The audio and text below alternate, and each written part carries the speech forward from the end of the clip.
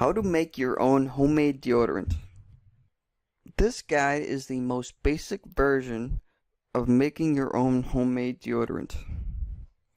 This is just to show you how easy it is to make your own deodorant, and you don't need any special chemicals or anything like that to make your own homemade deodorant. First things first, here are the 3 ingredients you need to make your own deodorant at home. The first one that I think most people these days have is coconut oil.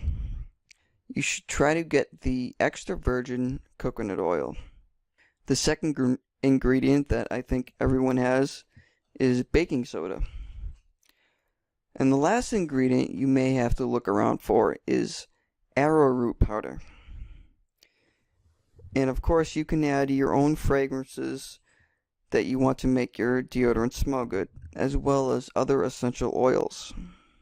Making your deodorant is really simple. All you have to do is measure each ingredient.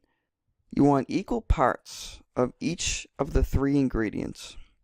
I recommend you start with 1/4 of a cup. Then all you do is mix the ingredients in a bowl. It's as simple as that.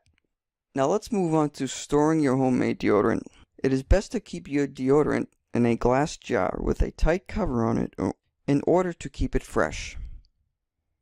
This was just a basic guide to show you how easy it is to make your own deodorant at home.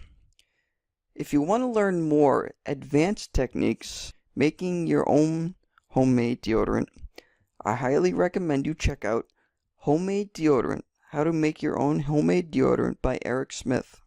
You can get it by clicking the link in the description below.